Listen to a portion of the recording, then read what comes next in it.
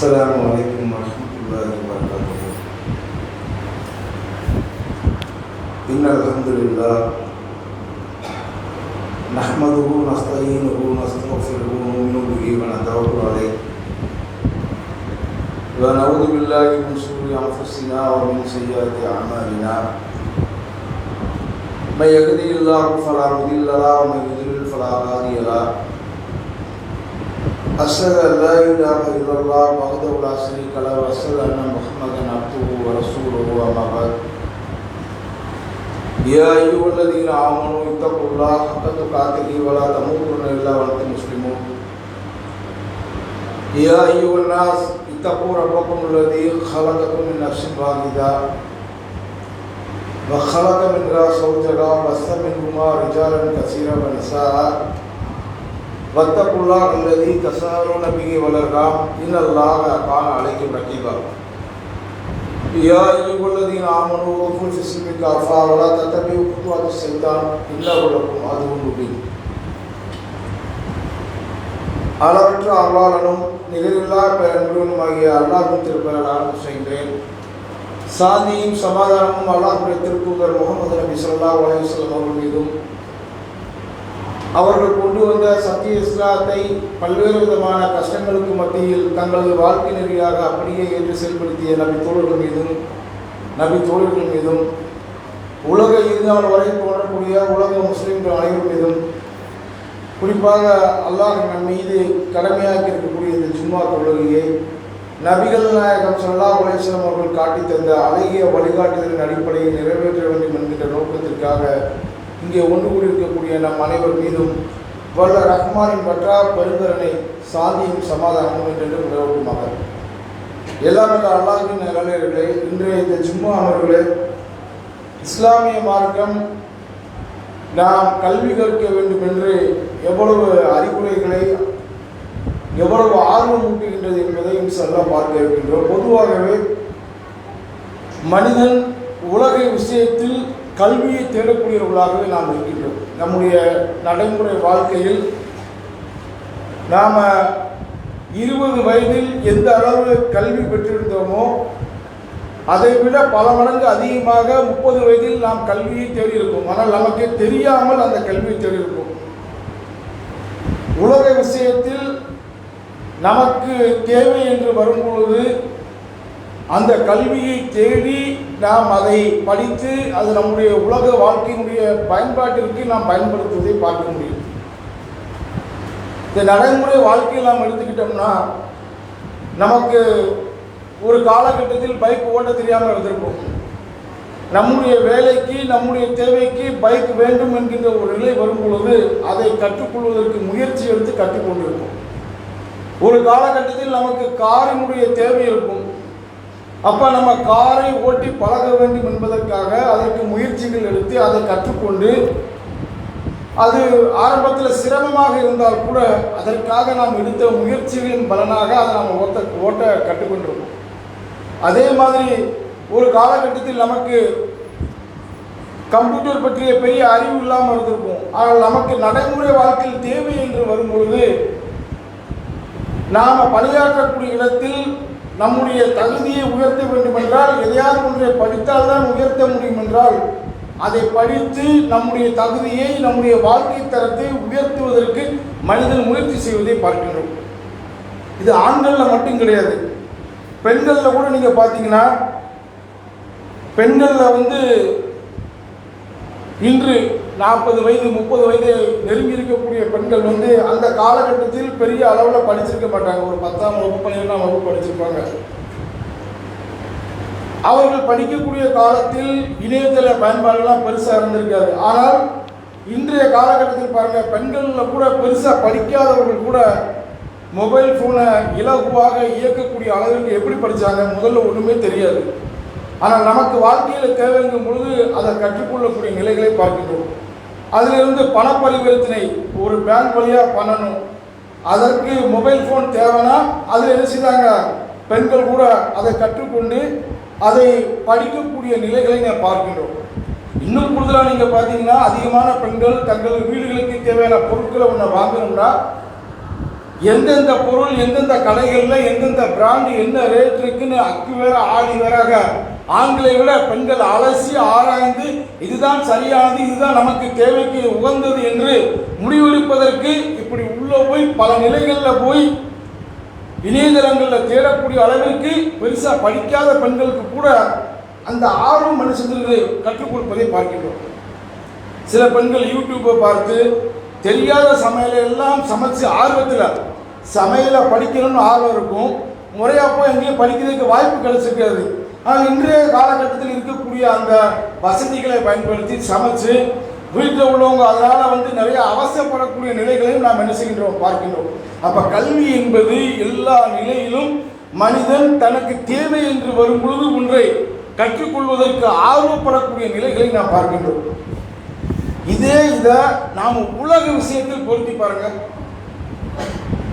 நம்மள அதிகமான ஆண்களும் பெண்களும் சிறு வயதில் நாம் ஒரு 10 சூறாக்களை மரணம் பண்ணியிருந்தோம்னா இன்று வயது 30-40 ஆகியிருக்கும். இன்றும் அதே 10 சூறாக்கள் தான் தெரியும்.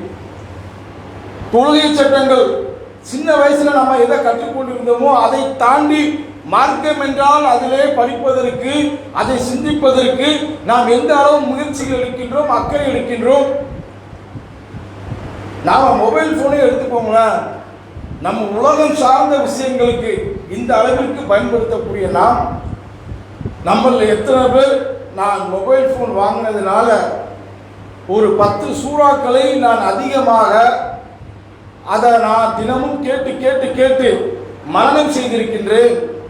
நான் சஹீஹுல் புகாரி கிதாபில் ஒரு 3 வால்யூம் நான் படிச்சிருக்கேன், தமிழ் மொழிபெயர்ப்பை படிச்சிருக்கேன், சஹீஹுல் முஸ்லிமை படிச்சிருக்கேன் என்று மார்க்க அடிப்படையில் நாம் அன்றாடம் கையோடு வைத்திருக்கக்கூடிய மொபைல் போனை கூட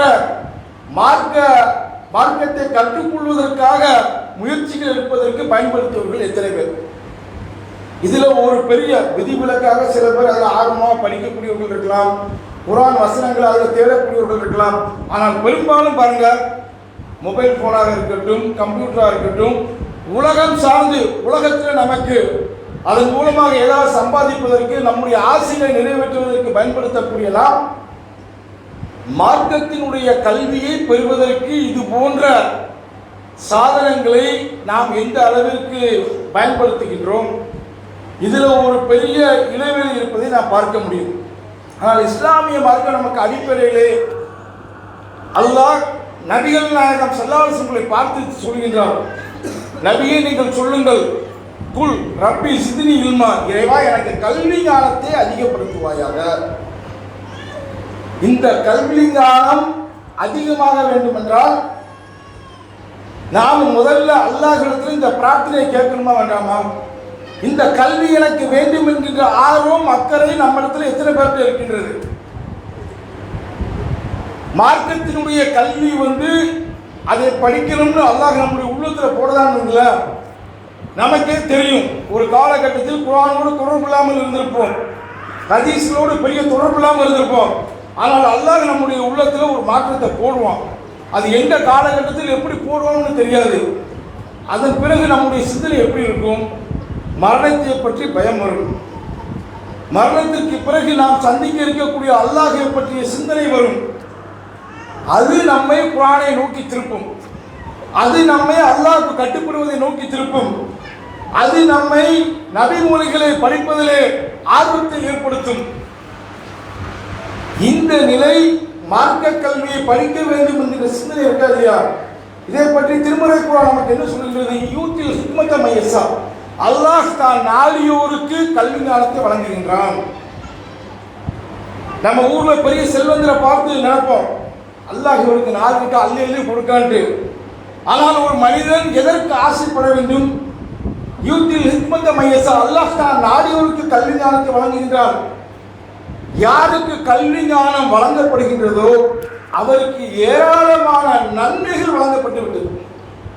மறுமையில் நாம் அல்லாஹ்வை சந்திக்கும் பொழுது ஏராளமான நன்மைகளை பற்றி அல்லாஹ்வை சந்திக்க வேண்டும் என்றால் நாம் அல்லாஹ்விடத்தில் எதை வேண்ட வேண்டும்? நம்ம அதிகமான பேர் எனக்கு நிறைய காசு தா, எனக்கு செல்வத்தை தா, எனக்கு வீட்டை தான் கேட்போம். கேட்கலாம், தப்பு இல்லை. ஆனால் மார்க்கத்தினுடைய கல்வி எனக்கு வேண்டும், மார்க்கத்தை நான் படிக்க வேண்டும், மார்க்கத்தை நான் விளங்க வேண்டும் என்று எடுக்கக்கூடிய முயற்சிகள் நம்மகிட்ட எத்தனை பேர்ட்ட இருக்கு? நபிகள் நாயகம் ஸல்லல்லாஹு அலைஹி வஸல்லம் ஒரு மனிதர் இரண்டு விஷயங்களை தவிர வேறு எதிரையும் வேறு யாரையும் பார்த்து பொறாமையே படக்கூடாது. பொதுவாகவே மார்க்கம் அடுத்தவர்களை பார்த்து பொறாமைப்படுவது, ஏங்குவது கூடாது என்று சொல்கின்றது. ஒருத்தருக்கு அல்லாஹ் திடீர்னு ஏராளமான செல்வத்தை வழங்குவான். நமக்கு வேண்டியவர்களாக இருப்பாங்க, நம்ம சொந்தக்காரர்களாக இருப்பாங்க, நம்முடைய நண்பராக இருப்பாங்க. நம்ம என்ன நினைக்கணும்? அல்லாஹ் அவருக்கு செல்வத்தை வழங்குதா, அல்ஹம்துலில்லாஹ், அதை சந்தோஷமாக பார்க்கக்கூடிய மனநிலை நமக்கு இருக்கணும். ஆனால் ஒரு இடத்தில் மார்க்கம் என்ன சொல்கின்றது? ஒருவருக்கு ஏராளமான செல்வத்தை அல்லாஹ் கொடுத்து அதை அவர் அல்லாஹ்வுக்காக வேண்டி ஏழை எளிய மக்களுக்கு அள்ளி அள்ளி வழங்குகின்றார். அதை பார்த்து நம்ம என்ன செய்யலாம்? இது மாதிரி அல்லாஹ் எனக்கு செல்வத்தை தந்திருந்தா நானும் இப்படி கொடுப்பேனுங்கிற அந்த நல்ல எண்ணத்தில் பொறாமை கொள்ளலாம். அடுத்து என்ன? மார்க்க அறிஞர் ஒருவருக்கு அல்லாஹ் குர்ஆன் ஹதீஸை பற்றிய கல்வியை அதிகமாக கொடுத்திருக்கான்.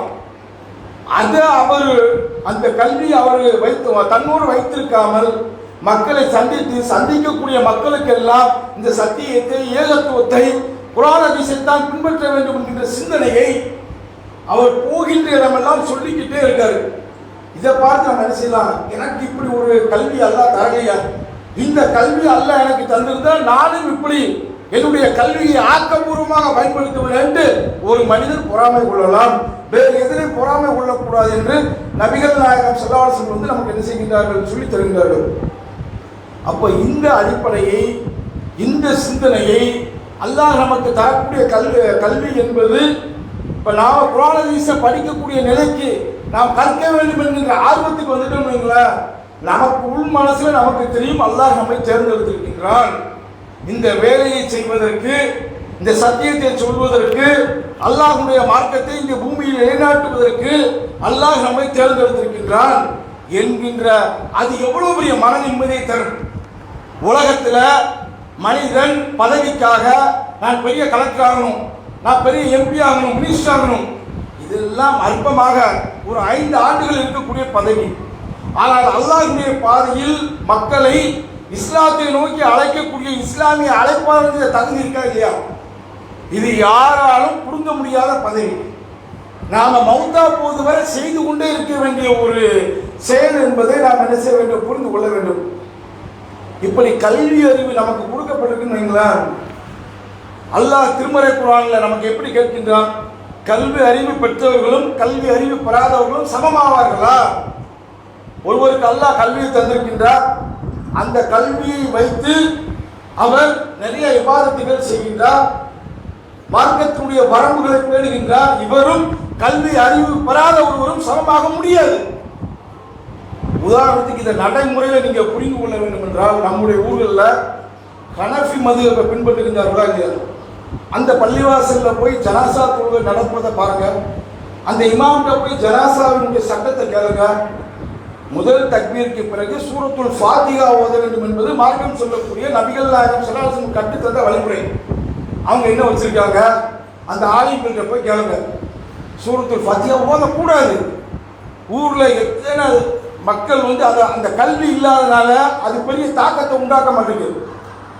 எவ்வளவு மக்கள் இறந்து எவ்வளவு கூட்டம் போய் சேர்ந்து தொழுதாங்க.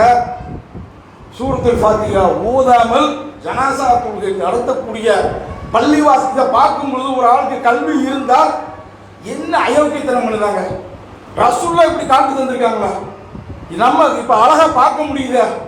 இதற்கு மாற்றமாக அப்ப ஒரு 10 பேர் போய் அந்த ஆலிம் சாட்ட சூரத்துல் ஃபாத்திஹா ஓதக்கூடாதுங்களா ஆதாரம் என்னன்னு கேட்டு பாருங்க, பதில் சொல்ல முடியாது. அவர்கள் திருந்துவதற்கும் நம்ம எல்லோரும் கல்வியில சிறந்து மிகைத்து விளங்கினால் அசத்திய கொள்கையில் இருப்பவர்களுக்கு கூட அல்லாஹ் மிகப்பெரிய அச்சத்தை போடுவான். எப்படி போடுவான்?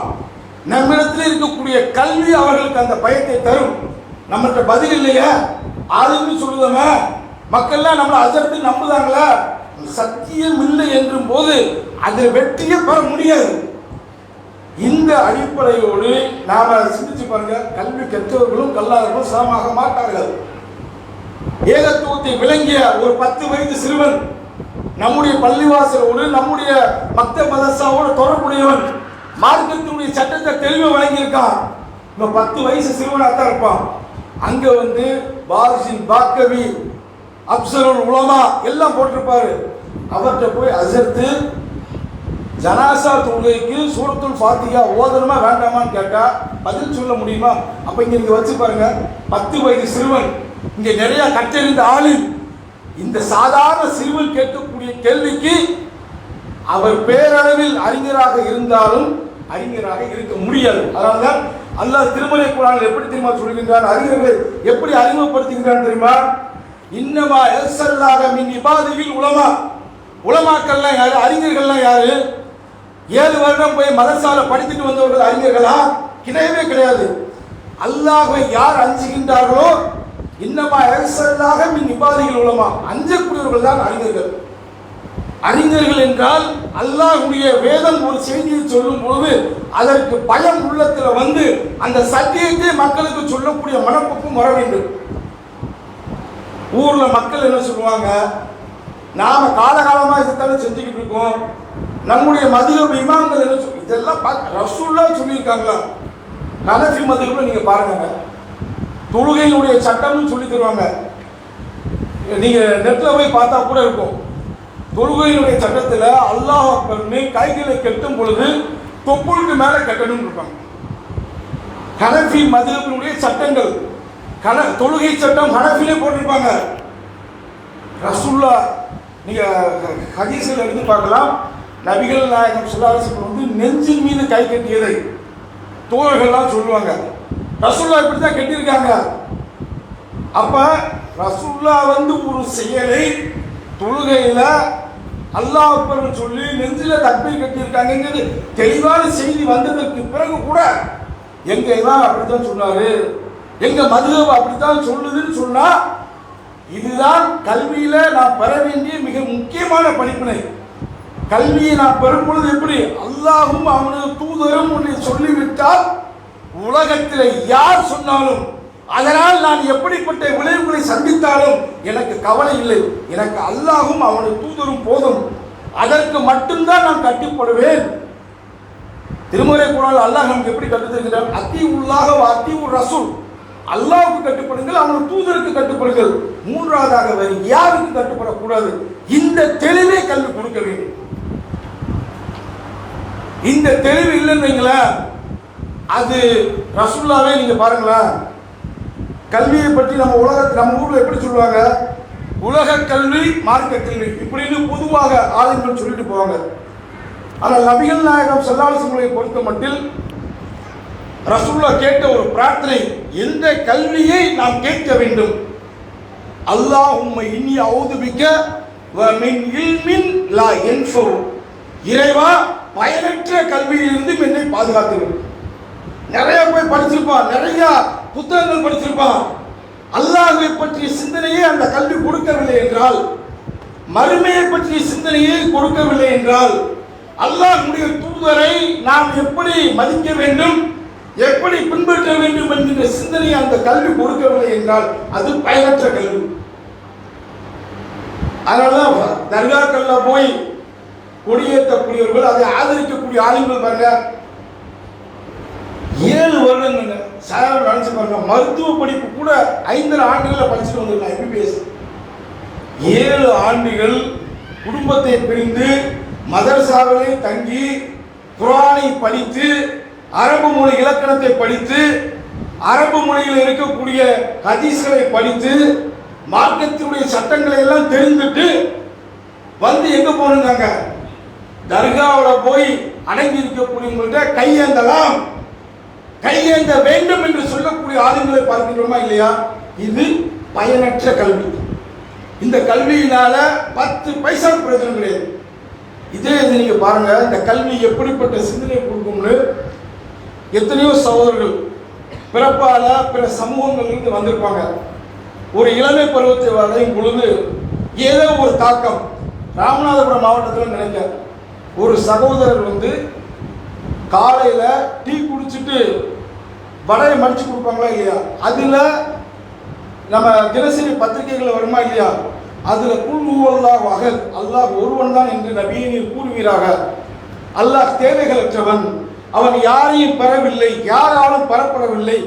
இந்த வசனத்தை பார்க்கறாங்க. இந்த இந்த இந்த சின்ன அத்தியாயம் சூரத்துல் இக்லாஸை பார்க்கின்றார், தமிழ் மொழிபெயர்ப்பை பார்க்கின்றார், கீழே திருமறை குர்ஆன் போட்டிருக்கு. அது அவருடைய உள்ளத்தில் தாக்கத்தை ஏற்படுத்துகின்றது. அல்லாஹ்னா கடவுள்னா யாரையும் பெறல, யாராலும் பெறப்படவில்லை, அவன் தேவைகளற்றவன், அவனுக்கு நம்ம பழக்குள்ள எடுத்துட்டு வேண்டாம், ஆட்டை கொடுக்க வேண்டாம், மாட்டை கொடுக்க வேண்டாம், எந்த நேர்ச்சியும் செய்ய வேண்டாம், அல்லாஹ் ஒருவன் தான், அவன் தனித்தவன் தான் என்கின்ற சிந்தனை இருக்கா இல்லையா? அவர் யோசிக்கின்றார். இது சம்பந்தமாக மற்ற முஸ்லிம் சகோதரர்கள்ட்ட கேள்வி கேட்கின்றார், மற்ற புத்தகங்களை படிக்கின்றார். அது அவரை இஸ்லாத்தை நோக்கி கொண்டு வருகின்றது. இது பயனுள்ள கல்வி. இவர் பெருசா நாளை ஒதுக்கல, பெருசா அதற்காக வேண்டிய அரபு மொழியில புலமை கிடையாது. ஆனால் அல்லாஹ் ஒருவனை மட்டும்தான் வணங்க வேண்டும் என்கின்ற சிந்தனையை எந்த கல்வி கொடுக்கின்றதோ அது பயனுள்ள கல்வி. ஒரு மருத்துவம் படிக்கலாம், பொறியியல் படிக்கலாம். மருத்துவம் படிக்கும் பொழுது மனிதனுடைய கரு வளர்ச்சிகளை ஒரு மருத்துவர் படிக்கும் பொழுது இதை ஒவ்வொரு நிலைகளையும் பார்க்கும் பொழுது இது படைத்த இறைவனால் மட்டும்தான் சாத்தியம் என்கின்ற சிந்தனையை கொடுத்து ஏகத்துவ கொள்கையின் பால் வந்தால் அவர் 5 ஆண்டு படித்தது மருத்துவ கல்வி, ஆனால் அது பயனுள்ள கல்வி. ஏன்? அது அவர் சேர வேண்டிய இடமான ஏகத்துவத்தில் சரியா சேர்த்து. இந்த அடிப்படையை நாம் என்ன செய்ய வேண்டும்? ஆழமாக புரிந்து கொள்ள வேண்டும். இதை சொல்வதற்குரிய தளமாகத்தான் இந்த பள்ளிவாசல் இருக்கு. மற்ற பள்ளிவாசல்களுக்கும் இதற்கும் என்ன வித்தியாசம்னா, நம்முடைய பள்ளிவாசல்களை பொறுத்த மட்டில் தென்காசியில் அல்லாஹ் முன்னாள் 2 பள்ளிவாசல்கள் இருக்கின்றது. இதுல ஏகத்துவத்தை குர்ஆன் ஹதீஸை மட்டும்தான் போதிக்கக்கூடிய இடமாக இந்த பள்ளிவாசல் இருக்கு. இதை வெறுமன தொழுதுட்டு போகக்கூடிய இடமாக மட்டும் நினைத்து விடாமல் தொழுவதற்கு வரணும். இங்கே நடக்கக்கூடிய மற்ற அமர்வுகள் கல்வியை கற்றுக் கொடுப்பதற்காக வேண்டி நிறைய முயற்சிகள் இருக்கின்றன. இதையும் வந்திருக்கக்கூடிய ஆண்களும் பெண்களும் என்ன செய்ய வேண்டும்? பயன்படுத்திக் கொள்ள வேண்டும். இந்த கல்வி பயனுள்ள கல்வி இருக்கா இல்லையா? இந்த கல்வியை நாம் பெறுவதற்கு முயற்சி செய்ய வேண்டும். இந்த பயனுள்ள கல்வியை பொறுத்த மட்டில் நபிகள் நாயகம் ஸல்லல்லாஹு அலைஹி வஸல்லம் நமக்கு சொல்லித் தருகின்றார்கள். இந்த உலகத்திலிருந்து கல்வி அகற்றப்படுதுங்களா, அது இக முடிவு நாளின் அடையாளம் தாங்க. கியாமத் நாள் நெருங்குதுன்னு அர்த்தம் தாங்க. இந்த கல்வி எப்படி அகற்றப்படும்? மற்றொரு ஹதீஸ்ல நபிகள் நாயகம் ஸல்லல்லாஹு அலைஹி வஸல்லம் சொல்லுவாங்க, அல்லாஹ் மனிதர்களுடைய உள்ளத்திலிருந்து ஒரே அடியாக கல்வி எடுத்துட மாட்டான். கல்வியை எப்படி தெரியுமா இருப்பான்? கல்வியை கற்றிருந்த கல்விமான்களை, அறிஞர்களை அல்லாஹ் கைப்பற்றிடுவான், அவர்களுக்கு உயிரை கைப்பற்றிடுவான். அதன் பிறகு மக்கள் அவங்களுக்கு யார் தலைவர்களாக இருப்பாங்க?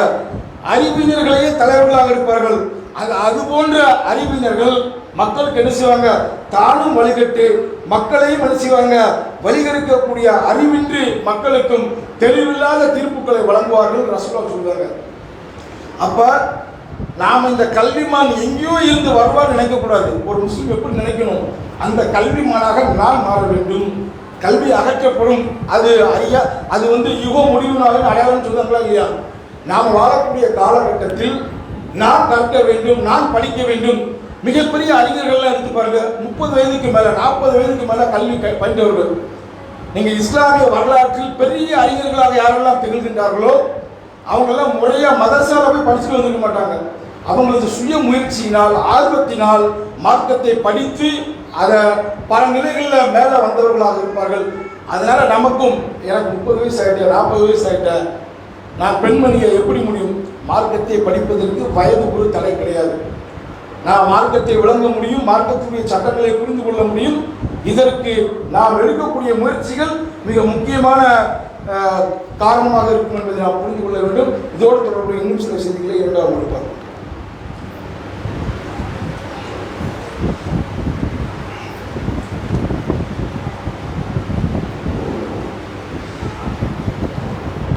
அல்ஹம்துலில்லாஹி ரப்பில் ஆலமீன் வஸ்ஸலாத்து வஸ்ஸலாமு அலா ரஹ்மத்தில் ஆலமீன் வ அலா ஆலிஹி வஸஹ்பிஹி அஜ்மஈன். அம்மா பஅத். அன்பிற்கினிய சகோதர சகோதரிகளே, மார்க்க கல்வியை நாம் பெற வேண்டும். அந்த மார்க்க கல்வியை படிப்பதற்கு நாம் முயற்சிகள் எடுக்க வேண்டும். இது சம்பந்தமாக ஆர்வம் ஊட்டக்கூடிய குர்ஆன் வசனங்களையும் ஹதீஸ்களையும் பார்த்தோம். அந்த அடிப்படையில் மார்க்க கல்வியை நாம் பெறும் பொழுது எடுக்க வேண்டிய மிக முக்கியமான முயற்சி என்னவென்றால் அது போன்ற சபைகளில் நாம் ஆர்வத்தோடு கலந்து கொள்ள வேண்டும். நபிகள் நாயகம் ஸல்லல்லாஹு அலைஹி வஸல்லம் சொல்லுதாங்க, ஒரு முறை நபிகள் நாயகம் ஸல்லல்லாஹு அலைஹி வஸல்லம் மக்களோடு மஸ்ஜித் நபவி பள்ளிவாசலில் இருக்காங்க. அப்போ அந்த பள்ளிவாசலில் இருக்கும் பொழுது 3 பேர் நபிகள் நாயகம் ஸல்லல்லாஹு அலைஹி வஸல்லம் நோக்கி வருகின்றார்கள். அதில் ஒருத்தர் தூரம் நின்று பார்த்துட்டு அப்படி போயிடுறார். மற்ற 2 பேர் ரசூலுல்லாஹ் இருக்கக்கூடிய சபைக்கு வந்துட்டாங்க. அதில் ஒருத்தர் அந்த சபையில் எங்கிட்டு ரசூலுல்லாஹ்க்கு பக்கத்தில் இடம் இருக்கோ அங்கே உட்காந்துக்கிட்டார். மற்றொருவர் வெக்கப்பட்டுட்டு பின்னாடி உட்காந்துக்கிட்டார். 3வது ஆள் என்ன செஞ்சார், உள்ளே வராமல் அப்படி பார்த்து புறக்கணிச்சு போயிட்டார். இவர்களை பற்றி நபிகள் நாயகம் ஸல்லல்லாஹு அலைஹி வஸல்லம் சொல்லுறாங்க, அவர்கள் ஒருவரோ அல்லாஹ்விடம் ஒதுங்கினார். ஆர்வத்தோடு அந்த கல்வியை படிக்க வேண்டும் என்கிற சிந்தனையோடு ரசூலுல்லாஹ்க்கு பக்கத்தில் உட்கார்ந்தார். அவர் ரசூலுல்லாஹ்க்கு பக்கத்தில் உட்கார்ந்தார். அல்லாஹ்விடம் ஒதுங்கினார். அல்லாஹ்வும் அவரை அரவணைத்து கொண்டான். நமக்கு இதில் மிக முக்கியமான படிப்பினை இருக்கு. ஜிம்மாவோட தினத்தில் கூட பார்த்தீங்கன்னா, ஜிம்மாவுக்கு நாம் வந்தால் முதல் சஃப் கம்ப்ளீட் ஆகணும், அடுத்து 2வது சஃப் கம்ப்ளீட் ஆகணும். இது இஸ்லாம் சொல்லக்கூடிய ஒரு வழிமுறை. அப்படி நாம் முதல்லையே சஃப்ல உட்கார்ந்தோம்னு வைங்களேன், இந்த ஹதீஸையும் பேணியவர்களாக ஆகும். ஏன், மார்க்கத்தினுடைய கல்வியை படிப்பதற்காக வரும்பொழுது ஆர்வத்தோடு முன்னாடி வந்துடும். அதிகமான மக்கள் நினைக்கும் நம்ம பின்னாடி இருந்துக்கிறோம்னா, நாம் அல்லாஹ்வை நெருங்கும் பொழுதுதான் அல்லாஹ் அரவணைக்கக்கூடிய அந்த பாக்கியம் நமக்கு கிடைக்கும். இதை நாம் இந்த அடிப்படையை ஆழமாக மனதில் பதிய வைக்க வேண்டும். ஆண்களாக இருந்தாலும் பெண்களாக இருந்தாலும் மார்க்க கல்வியை படிக்கும் பொழுது வெட்கப்படாமல், கூட்டம் அதிகமாக இருக்க அப்படி ஒதுங்கி போய்விடாமல் நாம் ஆர்வத்தோடு அருகில் உட்கார்ந்து அந்த படிப்பை அந்த கல்வியை படிப்பதற்கு முயற்சிகள் எடுக்க வேண்டும். சில நேரங்களில் ஜிம்மாவில் யாரும் எழுந்துச்சு போக மாட்டோம். ஜிம்மை அல்லாத மற்ற பேங்குகளில் பார்த்தீங்கன்னா, நாம் அந்த சபையில் உட்காந்துட்டோம்னா இயன்ற அளவிற்கு ஒரு ஏதாவது அவசர தேவை ஏதாவது வந்தால் எழுந்துச்சு போக தப்பு இல்லை. சில பேர் என்ன செய்வாங்கன்னா, ஒரு ஆள் எழுந்துச்சு போனால் அவர் மட்டும் எழுந்துச்சு போயிட்டால் பிரச்சனை கிடையாது, பக்கத்தில் உள்ள ஆளையும் தட்டி எழுப்பிட்டு போவாங்க. இது என்ன ஆயிரும், சபைக்கு உட்கார்ந்துட்டு அந்த நன்மையை இழக்கக்கூடிய நிலைக்கு நாம் சென்றுவிடுவோம். இன்னொரு அதிசயம் ரசூலுல்லாஹ் சொல்றாங்க, ஒரு கூட்டத்தார் ஒன்றாக அமர்ந்து அல்லாஹ்வுடைய மார்க்கத்தை பேசக்கூடிய அந்த சபையில இருக்கும் பொழுது அங்கே வானவர்கள் அல்லாஹ்வுடைய அருளை இறக்குகின்றார்கள் என்று சொல்லக்கூடிய செய்திகளை நாம் பார்க்கின்றோம். அல்லாஹ்வுடைய அந்த நன்மைகளை, அந்த அருளை பெறக்கூடிய சபையாக இது இருக்கும். இந்த நன்மைகளை நாம் கவனத்தில் கொண்டு அல்லாஹ்வுடைய மார்க்கத்தை பற்றிய செய்திகளை நாம் புரிந்து கொள்வதற்கு, அதை படிப்பதற்கு ஆர்வமூட்ட வேண்டும். இதில் பெற்றோர்களாக இருக்கக்கூடிய நாம், அதாவது நடுத்தர வயதை கடந்திருக்கக்கூடிய நாம முதல்ல ஆர்வப்படணும். நமக்கு இந்த ஆர்வம் வந்தால்தான் இது அடுத்த தலைமுறைக்கு இந்த ஏகத்துவத்தை கொண்டு போய் சேர்க்க வேண்டிய பொறுப்பு நம்ம ஒவ்வொருவருக்கும் இருக்கின்றது. இந்த ஏகத்துவ கொள்கை என்பது அல்லாஹ்வுடைய மார்க்கம், அல்லாஹ்வுடைய தீனுல் இஸ்லாம். இதை நான் எனக்கு தெரிந்தது, நான் பின்பற்றின, நான் மௌதா போன நின்றாம நமக்கு கிடைத்த இந்த சத்திய மார்க்கத்தை அடுத்த தலைமுறைக்கு கடத்தி செல்ல வேண்டிய பொறுப்பு நமக்கு இருக்கு. இந்த மார்க்கத்தை சொல்வதற்கு, இந்த சத்தியத்தை சொல்வதற்கு, இந்த ஏகத்துவத்தை சொல்வதற்கு இன்றைய காலகட்டத்தில் நாம தான் சொல்லிக்கிட்டு இருக்கோம். இதை அப்ப நாம அடுத்த தலைமுறைக்கு கொண்டு போய் சேர்க்க வேண்டும். அப்ப நம்முடைய குழந்தைகளை இந்த பள்ளிவாசலோடு உள்ள தொடர்பை நாம் வைக்க வேண்டும். இந்த பள்ளிவாசலோடு நீங்க பாத்தீங்கன்னா சிறுவர்களுக்காக வேண்டி, சிறுமிகளுக்காக வேண்டி மக்தப் மதரசா இயங்கி வருகின்றது. இதில் நம்முடைய குழந்தைகளை ஆர்வமாக சேர்ப்பது. இந்த மக்தப் மதரசா என்பது அடிப்படையில் குர்ஆனை ஓதுவதற்காக சொல்லித்தரக்கூடிய மதரசா. இதில் குர்ஆனை ஓதுவதற்கு சொல்லித் தந்தாலும் அடுத்த கட்டமாக நீங்க எடுத்து பார்த்தீங்கன்னா இஸ்லாத்துடைய அடிப்படை கொள்கை ஒரு பாடமாக சொல்லித்தரப்படும். நடைமுறை ஒழுக்க மாண்புகள் ஒரு சட்டமாக சொல்லித்தரப்படும். தொழுகையினுடைய சட்டங்கள், மார்க்கத்தினுடைய மற்ற விஷயங்களை எப்படி அணுகுவது என்கின்ற விஷயங்கள் எல்லாமே இதில் குழந்தைகளுக்கு நாம் சொல்லித் தருகின்றோம். இப்போ நீங்கள் உங்களுடைய குழந்தைகளை சரியான நேரத்திற்கு காலையில் 6 மணிலிருந்து 7 மணி வரை நடக்கக்கூடிய இந்த மக்தப் மதரசாவிற்கு நம்முடைய குழந்தைகளை சரியான நேரத்திற்கு அனுப்பணும்னா, நீங்கள் 6 மணிலிருந்து 7 மணி எதுக்கு வச்சுருக்கோம்னா, நீங்கள் பெற்றோர்களாகிய நீங்கள் முதல்ல ஃபஜ்ர் தொழுகைக்கு எந்திரிக்கக்கூடிய பழக்கத்திற்கு வந்தால்தான் அடுத்த தலைமுறை நம்முடைய எதிர்கால சந்ததியை நாம் எந்திக்கும் பொழுது நம்முடைய குழந்தைகளை எழுப்பி வருவோம், அவங்களே பள்ளிவாசலை நோக்கி அழைத்துட்டு வருவோம். அவர்களும் பள்ளிவாசலோடு உள்ள தொடர்பு சின்ன வயதிலே நாம் கொண்டு வர முடியும். சின்ன வயசுல ஒரு பழக்கத்தை பழகிட்டாங்கன்னு அவங்க விரும்பினாலும் விரும்பாவிட்டாலும் அதிகாலையில் இயல்பாகவே அவர்கள் ஃபஜ்ருக்கு வரக்கூடிய நிலைக்கு வந்துடும்.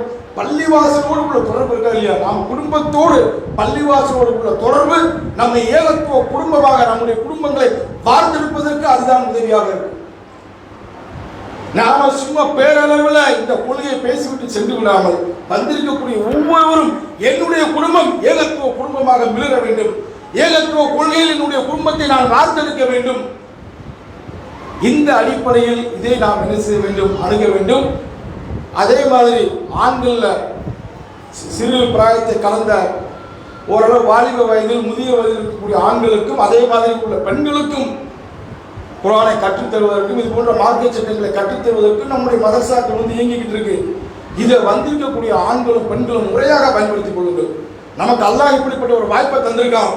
உலகத்தில் நம்முடைய பிள்ளைகளை உலகத்தில் இருக்கக்கூடிய கல்விக்காக வேண்டி சீட்டுக்காக வேண்டி என்ன செய்கிறோம், அங்கிங்க அலைஞ்சு காசு பணத்தை செலவு பண்ணி நாம் படிக்க வைக்கின்றோம். ஆனால் அல்லாஹ்வுடைய மார்க்கத்தை பற்றிய கல்வியை நாம் நம்ம இருக்கக்கூடிய இடத்துக்கே பள்ளிவாசல் இங்கே படிச்சுட்டு போக முடியும். அதுக்குரிய வழிகள் இலவாக இருக்கு. அப்போ இதை நாம் பயன்படுத்திக் கொள்ள வேண்டும் என்கின்ற செய்தியும் உங்களிடம் தெரியப்படுத்திக் கொள்வதோடு இந்த மக்தப் மதரசாவினுடைய சேர்க்கை இப்போ நடக்கு. அதற்காக உள்ள அப்ளிகேஷன் ஃபார்ம் இப்போ நிர்வாகத்திலிருந்து கொடுப்பாங்க. அதை வாங்கி உங்களுடைய குழந்தைகளை சேர்ப்பதோடு ஆண்களையும் சரி பெண்களையும் சரி பெரிய வயதில் இருக்கக்கூடியவர்கள் இதில் வெட்கப்படாமல் அல்லாஹ்வுடைய மார்க்கத்தை படிப்பதில் எந்த வெட்கமும் நமக்கு தடையாக இருக்கக்கூடாது. நான் அல்லாஹ்வுடைய மார்க்கத்தை படிக்கப் போகின்றேன் என்கிற எண்ணத்தோடு நாம் முதல் அடியை எடுத்து வைத்தால் நாம் சிறிது சிறிதாக அல்லாஹ்வுடைய மார்க்கத்தை பற்றிய கல்வியை பெற்று அல்லாஹ்வின் பார்வையில் நாம் அறிஞர்களாக வர்ணிக்க முடியும். அதுதான் மிகப்பெரிய பாக்கியம். ஏற்கனவே சொன்ன குர்ஆன் வசனம், இன்னமா யக்ஸல்லாஹு மின் இபாதிஹில் உலமா, அல்லாஹ்வின் பார்வையில் அறிஞர்கள் யார் தெரியுமா, அல்லாஹ்வை அஞ்சக்கூடியவர்கள். அப்படி அஞ்சக்கூடிய நிலைக்கு செல்லக்கூடிய அறிஞர்களாக அல்லாஹ்வின் பாதையில் நாம் மாற வேண்டும். அதுதான் நம்முடைய மரணத்தினுடைய இலக்காக இருக்க வேண்டும். ஏதோ வாழ்ந்த மரணித்தம் என்று இல்லாமல் அல்லாஹ்வுடைய மார்க்கத்தை நான் படித்து அல்லாஹ்வுடைய மார்க்கத்தை மக்கள் மத்தியில் சொல்லி அல்லாஹ்வுடைய மார்க்கத்திற்காக வாழ்ந்து மரணிக்கக்கூடிய அப்படிப்பட்ட பாக்கியத்தை வல்ல ரஹ்மானிடம் நாம் கேட்க வேண்டும். வல்ல ரஹ்மான அனைவரையும் இறுதி மூச்சுள்ளவரை இந்த ஏகத்துவ கொள்கையில் உறுதியாக வாழ்ந்து அந்த நிலையிலே மரணிக்கக்கூடிய பாக்கியத்தையும் அப்படிப்பட்ட ஆன்மீக ரீதியான மனப்பக்குவத்தை நம் அனைவருக்கும் தந்து கொள்வனாக வாகிருந்த மகன்கள் இருக்கிறார்கள்.